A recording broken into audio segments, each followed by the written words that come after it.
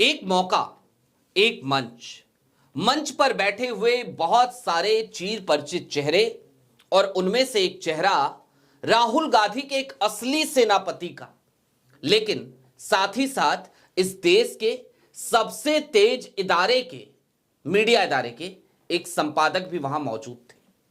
उन्होंने कुछ ऐसी बातें कही और उसके बाद राहुल गांधी के उस सेनापति ने पलटकर जो जवाब दिया, निश्चित तौर पर गोदी मीडिया की लंका लगा दी। उस गोदी मीडिया की जो लगातार विपक्ष के खिलाफ एजेंडे चलाने की पुरजोर कोशिश करता है। कोशिश क्या करता है, पूरे दिन चला ही रहा होता है। कौन है वो 12 लोग जो एक कॉन्फ्रेंस कॉल से हर सुबह जुड़ जाते हैं? कौन करता है उन्हें वो कॉन्फ्रेंस कॉल, और उसके बाद कैसे सेट हो जाता है कि आज की तारीख में गोदी मीडिया में क्या क्या चलेगा? ये सारी बातें राहुल गांधी के उस सेनापति ने मात्र 237 सेकंड में खोल दी। 3 मिनट 57 सेकंड में। सारी बातें जरा विस्तार से। नमस्कार, मैं स्वप्निल और आप मुद्दा देख रहे हैं। दोस्तों, आगे बढ़े उससे पहले वही छोटी सी अपील। मुद्दा इन दिनों एक गंभीर आर्थिक संकट से जूझ रहा है। एक तरफ हमारे मेन बैंक अकाउंट फ्रीज चल रहे हैं, तो दूसरी तरफ हमारे 2.5 साल पुराने चैनल को हमसे लंबे समय तक छीन कर रखा गया था। ऐसे में डे टू डे ऑपरेशंस में मुद्दा को काफी मुश्किलों का सामना करना पड़ता है। लिहाजा आपसे गुजारिश है, यदि आप चाहें तो स्क्रीन पर दिख रहे QR कोड या फिर के नीचे दिख रहे UPI नंबर के जरिए हमारी छोटी छोटी मदद जरूर कीजिएगा। अब आगे बढ़ते हैं। इस देश में लोकतंत्र में, दुनिया के सबसे बड़े लोकतंत्र में आज की तारीख में जो चौथा खंभा है वो दरक चुका है। यह बात कहने में किसी को कभी कहीं कोई गुरेज नहीं होती। बात इतर है कि हमारा पेशा है, लिहाजा हमें तकलीफ भी होती है, और जब हम अपने ही बिरादरी के लोगों को गोदी मीडिया कहते हैं तो दर्द होता है। लेकिन जो हकीकत है, जो हकायक है, उसे स्वीकार तो करना पड़ेगा।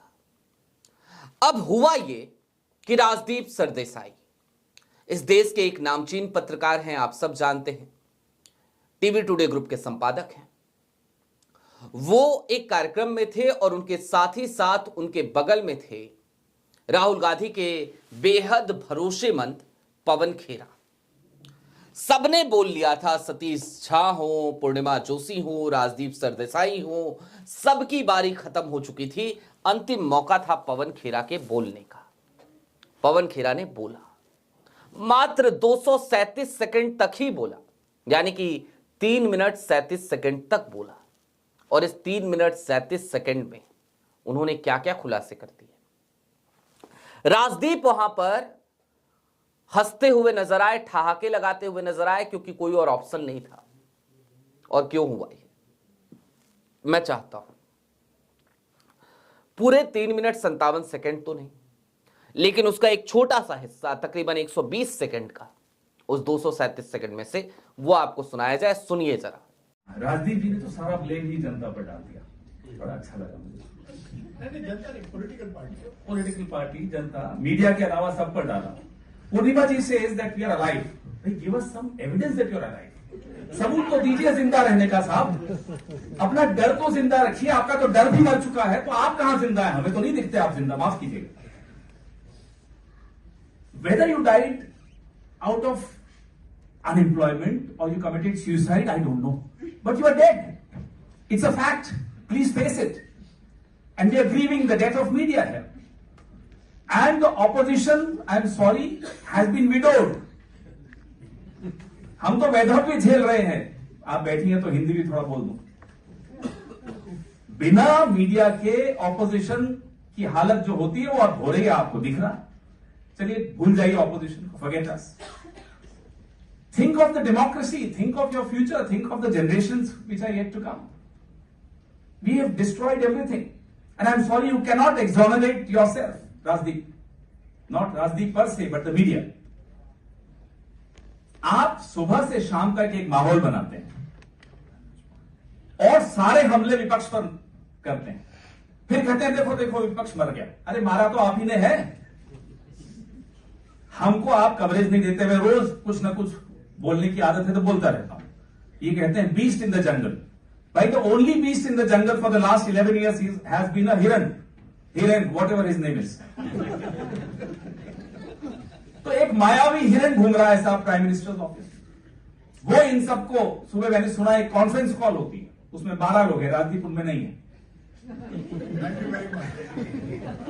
Thank you very much. तो 12 लोगों की एक कॉन्फ्रेंस कॉल में ये मायावी हिरन इंस्ट्रक्शंस देते हैं। ये रोज सुबह होता है। तो आप please also face the elephant और द हिरन इन द रूम। सुना आपने, पवन खेरा ने सीधे तौर पे कहा कि आज की तारीख में विपक्ष, अपोजिशन, वो विधवा हो चला है। लेकिन इसे विधवा बनाया किसने है? पवन खेरा यही नहीं रुके, उन्होंने कहा कि मीडिया के मर जाने पर जो स्थिति होती है वो आज की तारीख में अपोजिशन की है। कायदे से जब पवन खेरा अपोजिशन को विधवा बता रहे थे और ये कह रहे थे कि वी आर विडोड, जब वो ये कह रहे थे कि हम वैधव्य झेल रहे हैं, तो निश्चित तौर पर वो जो कुछ भी कह रहे थे उसका विश्लेषण बेहद जरूरी है। मैं कभी इस बात को स्वीकार नहीं करता कि इस देश में पत्रकारिता का कोई स्वर्णिम काल रहा है। कालांतर में भी ऐसा होता रहा कि कोई पत्रकार किसी नेता के यहां गया, चाय की चुस्कियां ली और उसके बाद राज्यसभा सीट की डील हो गई। ये तमाम चीजें इस देश में समय समय पर होती रही हैं। होता तो यह भी रहा है कि बाबरी मस्जिद को ढहाने के बाद एक मीडिया इदारे में, एक पत्रिका के दफ्तर में प्रसाद के तौर पर बाबरी मस्जिद के टुकड़े बांटे गए थे। इसका भी अभी हालिया दिनों में खुलासा हुआ। यह सब होता रहा है समय समय पर। तो इस बात के मुगालते में रहने की मुझे कोई आदत नहीं कि कोई स्वर्णिम काल रहा होगा जब बहुत अच्छी पत्रकारिता चल रही होगी। लेकिन आज की तारीख का जो गर्त काल है, उस गर्त काल पे नजरें बंद करके या आंखें फेर करके कोई फायदा तो है नहीं। जो सच्चाई है उसे स्वीकार तो करना पड़ेगा। राजदीप सरदेसाई इसी कार्यक्रम के दौरान लगातार एक बात पर जोर देते रहे। वो बार बार ये कहते रहे कि देखिए, आज की तारीख में गोदी मीडिया हमें कहा जाता है, लेकिन जिम्मेदारी तो अपोजिशन की है। ठीक बात है, हम भी कहते हैं जिम्मेदारी अपोजिशन की है। अपोजिशन जहां जहां गलती करती है, कांग्रेस हो, सपा हो, टीएमसी हो, जो कोई भी हो, ना काहू से दोस्ती ना काहू से बैर, सबको समय समय पे नसीहतें भी देते हैं, डोज भी देते हैं, सुना भी देते हैं। और जितना यहां पे सुनाते हैं उतना ही शायद कभी फोन पे बात हो जाती है तो भी सुना देते हैं विपक्ष के नेताओं को। हम वहां नहीं झुकते, वहां नहीं रुकते। लेकिन अपनी बिरादरी पे क्यों ना बात की जाए? कौन है वो इस देश के 12 लोग जो सुबह सुबह पीएमओ की एक कॉल का इंतजार करते हैं, पीएमओ में बैठे हुए हिरेन जोशी की कॉल का इंतजार करते हैं? और क्यों करते हैं? इस देश में हेडलाइंस क्या इस बात से तय होंगी कि आज जोशी साहब क्या चाह रहे हैं? जोशी साहब तय करेंगे? हो तो यही रहा है। सुर्खियां वो तय कर रहे हैं, सबके डिबेट शोज के मुद्दे वो तय कर रहे हैं, क्या एजेंडा चलाना है वो बता रहे हैं। और अगर वही सब बताते रहेंगे तो फिर पत्रकारों का क्या काम, संपादकों का क्या काम, एडिटोरियल की जगह कहां है और एडिटोरियल का अपना विवेक कहां है?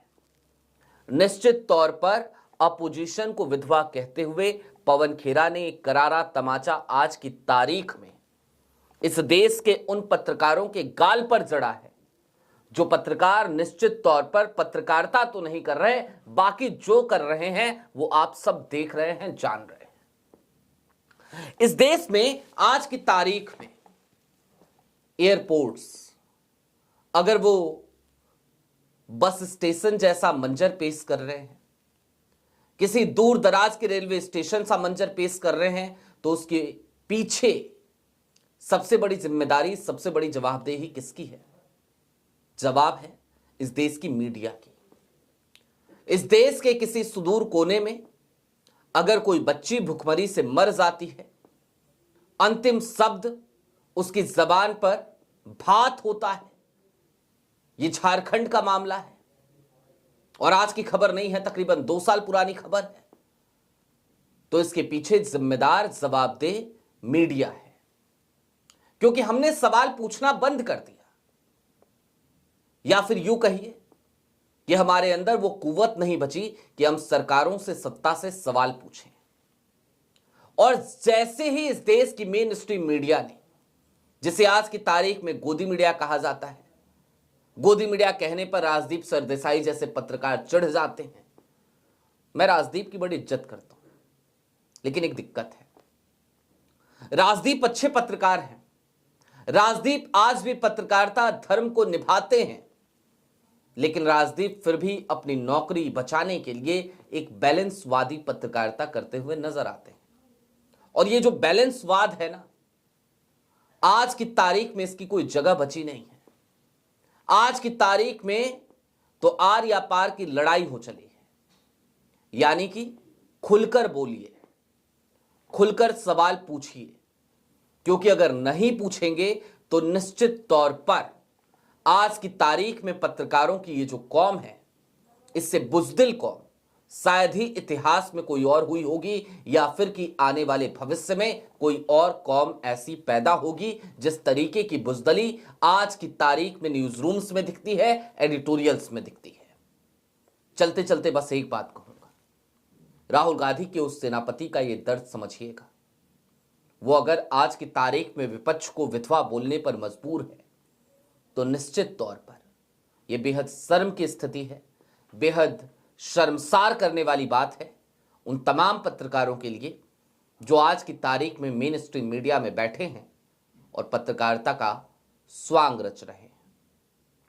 आपकी क्या राय है कमेंट बॉक्स में जरूर बताइएगा। अभी के लिए दीजिए इजाजत, चलते चलते फिर वही अपील, चैनल पे नए हो तो सब्सक्राइब करते हुए जाइएगा, सक्षम हो तो छोटी छोटी मदद मुद्दा की जरूर कीजिएगा। बहुत शुक्रिया।